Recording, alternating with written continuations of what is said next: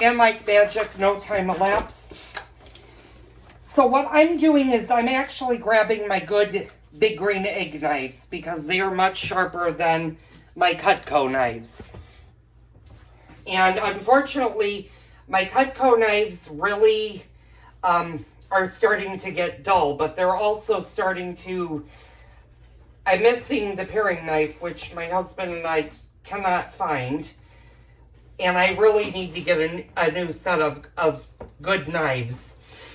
The problem is the knives that I'm looking at are about $700 for the set. And having come off of the remodel plus the new furniture, I need to wait a while before I can get good knives. Like I said, I have the big green egg knives, and those are really good knives, but they're only a set of 4 versus a big set. And I'm looking at both the German knives as well as the Japanese knives. And you might be wondering why I'm looking at Japanese knives. Well, Japanese knives are really good when it comes to doing a lot of cutting and a lot of meal preparation. As a matter of fact, that's a lot of restaurants use Japanese knives. So if you have a very favorite knife that you guys love in your kitchen, leave me a comment down below what the brand is because I'm in the market to start looking at knives. You might be wondering when I'm going to get my new coffee maker. Well, that's going to be a while because I need to get some bills paid down. And plus, I'm not just buying one coffee maker. I'm actually buying 2 and a toaster oven. You might be wondering what's wrong with our toaster oven. Well, so far nothing, God forbid, but we use our toaster oven almost every single day, or at least in the past we have. And it's starting to show that it's been used and very much loved. So I'm just going to cut the remainder of these pieces. And like I said, if you have... Leaving a little bit of fat on the meat is not a bad idea, but if it's really, really thick fat and it's rock hard, then trim that off. So I'm just going to finish doing this.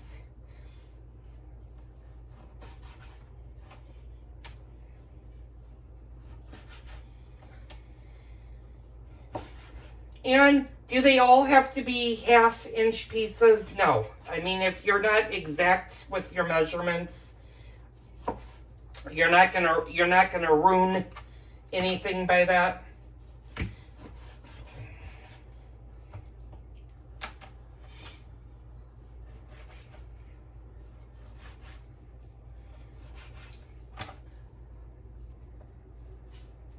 Oop, get back over there.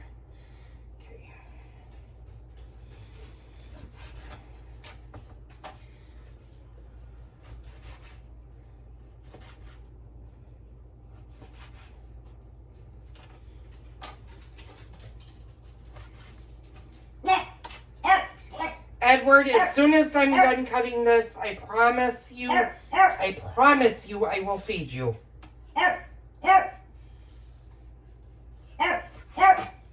He's giving the, I'm starving, you're letting me starve to death, you're not taking care of me mouth, and that's totally not true. Edward. Yeah, my dogs are probably the most fed and are probably the most spoiled dogs on that you'll ever meet. Although I know other people love their dogs. They're like loyal family members.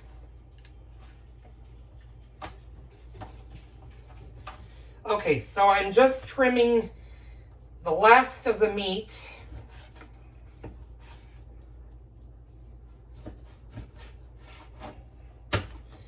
And then we'll start chopping the onion.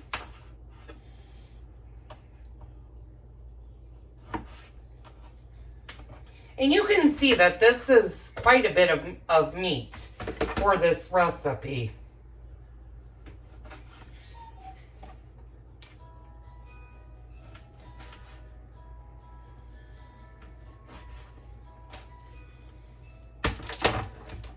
You might be wondering, well, where does goulash come from? Well, goulash comes from the Hungarian region of Europe.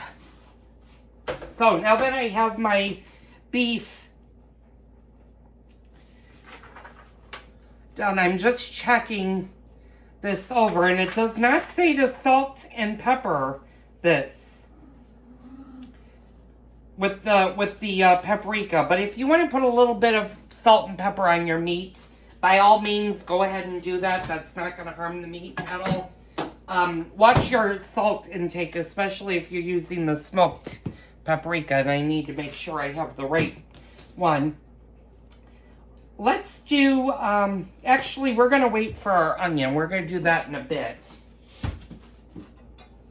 Because like I said, it still is only 4:30, so it's a little bit early. I'm going to go ahead and wash my knives and get that done with. I'll be back in about an hour when we start to prepare this meal and show you what we're going to do. So stay tuned for that. I need to, actually, I'm looking at my Instant Pot, and I need to wash out my bowl.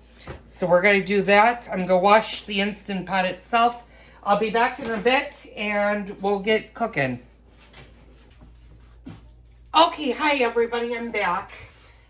It's going on 5 o'clock. It's 4:50 right now, and Edward, the mouthpiece, is upstairs eating his dinner. So like I said, no, he's not starving to death. He just makes it seem like you'll give him sympathy if he barks. And usually he eats around 4:30, 5 o'clock. Well, he used to eat at 5:30, 6 o'clock, but he's gotten earlier. And since daylight savings time comes to an end tonight, don't forget, well, by the time you guys have seen this, you'll have known to turn your clocks back an hour if you live in one of our daylight savings time zones. So I have, which you guys can't see, I have the Instant Pot bottom sitting in the dishwasher. Now I'm going to read this, and it just wants 2 large onions chopped.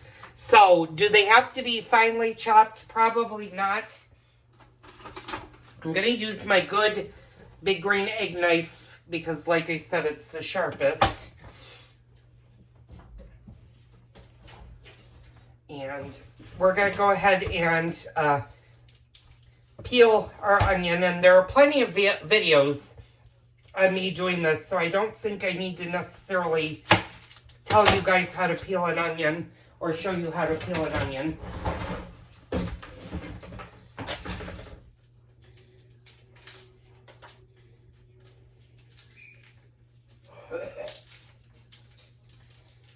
And will this recipe work with a yellow onion? You might be asking. Well, this one specifically calls for a white onion. And I think the white onion is a little bit on the sweet side, because if I remember correctly, and I've only had goulash one time in my life, and that was at a restaurant, I believe the white onion adds a little bit of sweetness to it.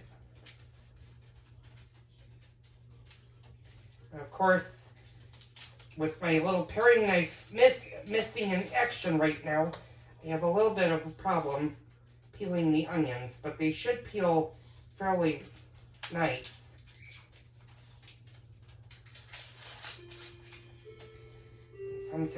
Sometimes they give you trouble. But usually, most of the time, I don't have trouble peeling onions. I do with the yellow onions. I don't know why yellow onions always give me problems when it comes to peeling, but they always do. So now that you have that peeled, what we're going to do is we're going to just do that and cut off our hair. We're going to go straight down the onion. And we're just gonna chop this into chunks.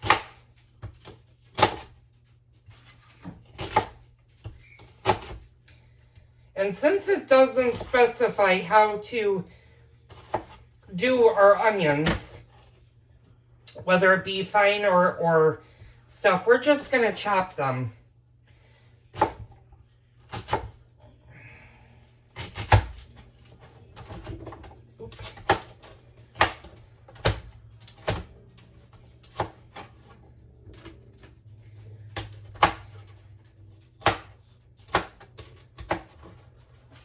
And there is actually a YouTube video, I believe, of her doing this recipe. Of course, I didn't watch it because everybody's a little bit different with their Instant Pots and stuff. And I'm going to grab a plate.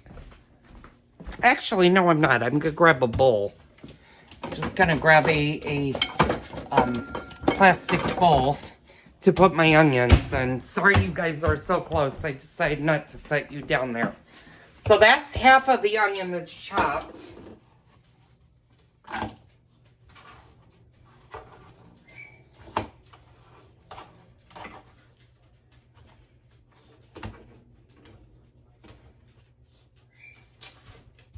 And we're just gonna chop the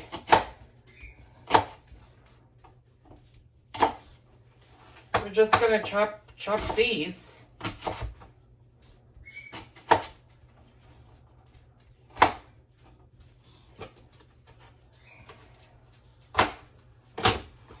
We're going to add those to the mix.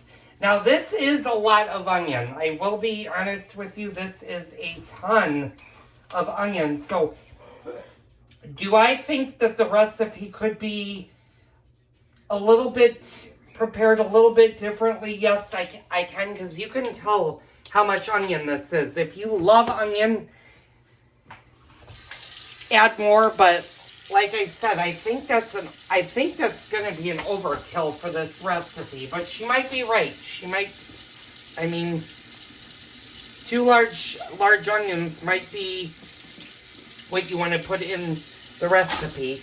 I'm just cleaning my work surface really fast. Especially if you chop onions, the irritation of the onion juice, you want to hurry up and clean, because the quicker you clean that, the less likely it is that you're going to be crying over your chopped onions. My eyes are a little bit watery, but just going to clean that up, and that's done. Okay, so we have our onions off to the side. I'm going to pop those in the refrigerator until we're ready to use them. Let me move you guys up here. So I'm going to step off camera. Well, no, I'm not, because you can actually see me now. It's so nice having a kitchen that's remodeled. And I'm just going to set these up. Now, because this doesn't have a vegetable at all, I don't ever remember goulash being served with a vegetable, but I would say make a salad. A nice little garden salad would probably go well with this. You could probably, if you're going to do a goulash, you could probably do a cabbage of some type would go with it. It's kind of a judgmental call. Usually if something is served with dumplings, very rarely will you have a vegetable, other than like a salad or a starter. So, I'll be back in about half an hour, and we'll get ready to make the Czechoslovakian goulash.